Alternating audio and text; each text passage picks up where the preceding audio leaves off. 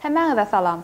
Ata-Vatan Media Topları tarafından tayarlanan video formatındaki İngiliz dili sapaklarına hoş geldiniz. İkinci bilen İngiliz dilinin gramatikasından başlayalım. Öňem belläp ýetişmeýäli bizim video sapaklarımız İngiliz dilini hiç bilmeýänler üçin, ýagny beginner başlanýyş derejesinden başlanýar. İngiliz dilini täze öwrenip başlaýanlaryň ilkinji bilmeli zatlary grammar, ýani İngiliz dilinin gramatikasy. İngiliz diline ilkinji bilmeli zatymyz subject, ýani sözlemiň eýeleri. I, you, he, she, it, we, you, they esasy İngiliz dilinde ulanýan sözlemiň eýeleri. I, men, you, sen ýa-da siz, he, she, it, ol diýme aňlatýar. Türkmen dilinden tapawutlukda İngiliz diline ol diýen söz gyz üçin, erkek adam üçin we canly cansız beýleki zatlar üçin aýratynlykda aýdylýar. She, ol gyz, he, ol oglan, it bolsa canly cansız ýöne adam bolmadyk beýleki sözler üçin ulanýar. We, biz, they, olar diýme aňlatýar. Am, is, are, ýani to be, bar bolmak işligi I, you, he, she, it, we, you, they yzyna goşulmak bilen ulanýar. I bilen am, you, we, they bilen are, he, she, it bilen is ulanýar. Sözlemde görkezmeli bolsa, I am a teacher. You are here. She is beautiful. He is busy. It is small. We are happy. You are absent. They are parents. Ýaly şekillerde sözlem içinde ulanıp bilinýär. To be işligi, ýagny am, is, are. To be işliginiň aňlatýan manysy hakynda aýtmaly bolsak, bular sözlemde hereket ýok wagty, ýagny verb, işlik ýok wagty many aňlatýan sözleri düzmek üçin ulanýar. Meselem berjek bolsak, my name is Mehriban. Meniň adym Mehriban. Bu sözlemde hiç hereket ýok. Meniň adym, ýagny my name we Mehriban diýen iki sany baglanşyksız manyny is, my name is, ýagny is, to be işligi birleşdirýärdi. Meniň adym Mehriban diýen many aňlatýan bir sözleme urýar. I bilen am, he, she, it bilen is, we, you, they bilen are ulanýar. Eger de sözlemimiziň manysyny negativ manyda etjek bolýan bolsak, onda diňe am, is, are to be işliginiň yzyna not goşaýmaly. Meselem, it is my cat. It is not my cat. His name is Kerim. His name is not Kerim. Diňe am, is, are to be işliginiň yzyna not goşduk. Sözlemiň manysy pozitivdan negativa geçýär.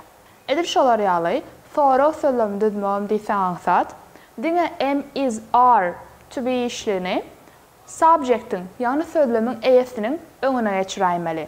Sözlemiň eýesem I, you, we, she, it'ti. Ýadymda düşýän bolsa, meselem berjek bolsak, his name is Kerim. Ol oglanyň ady Kerim. Ol oglanyň ady Kerim mi diýip sorajak bolsak, his name is yerini çalşyp is his name Kerim diýip soraýas. Has aňsat meselem bermeli bolsa, it is pen. Bu ruçka. Yerini çalşýas subjectiň, ýani sözlemiň eýesiniň we to be işliginiň yerini is it pen. Bu ruçka mı diýip soraýan. Jogabym yes it is, no it isn't diýip berilýär. Ýene meselemler bereliň. You are happy.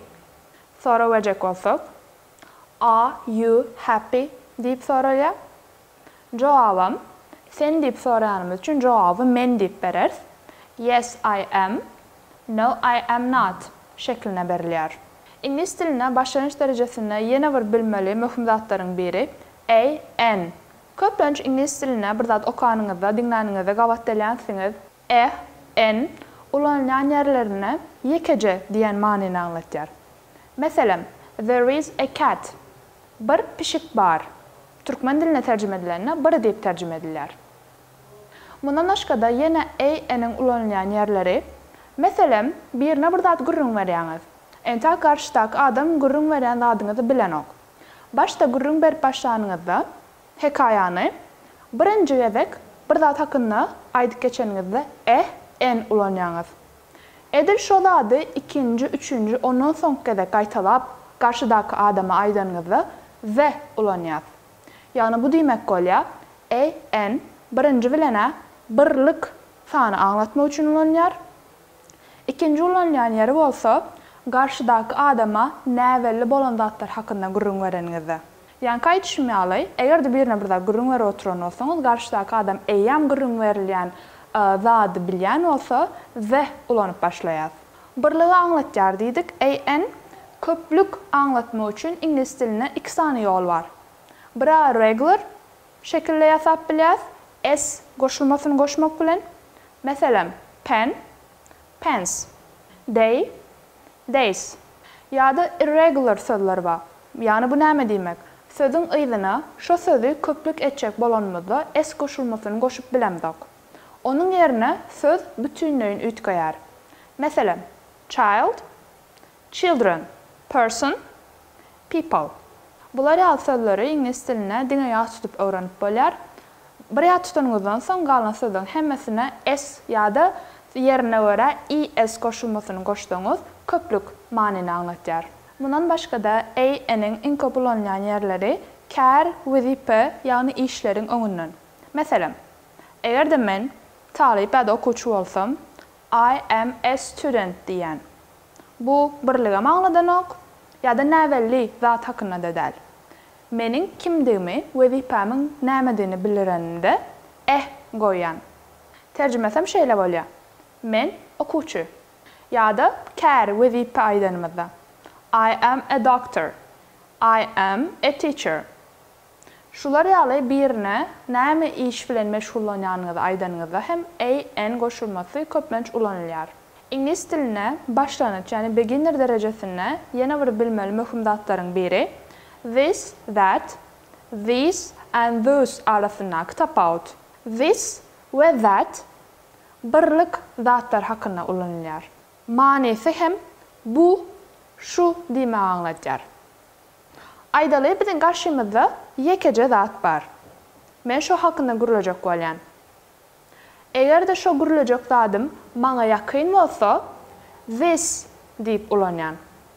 Egerde gurulaýan zatym uzakda duran bolsa, ýa-da bu ýerde dä bolsa, that ulanýar. Meselem, this pen is mine. That man is a doctor. These, those köplük zatlar hakynda gurulanmaz dolanýar. These şu ýerde maňa ýakynlarda ýerleşýän köplük zatlar hakynda gurulanmazda ulanýar. Those bolsa belki komnatyň garşysyna maňa uzakrakda, belki hiç ýerde bu ýerde dä zat hakynda gurulanmazda ulanýar. Meselem, these people are looking happy. Those guys over here are tired. Ýene bir ýadymyzda saklamak zatlaryň biri possessive nouns, ýagny değişillik görkezýän, değişiligi aňladýan sözler. Meselem, türkmen diline meniň zadym, seniň, onuň, biziň, olaryň diýenimizde in goşulmasyny goşýar. İngliz diline bolsa beýle goşulmalary goşulmaýan, sözüň özü ütgäýär.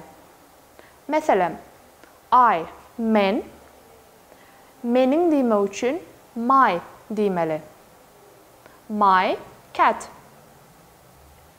Sen, you. Seniň, your. Your book. Ol gyzyň, ol oglanyň, ol zadyň diýmek üçin he, she, it.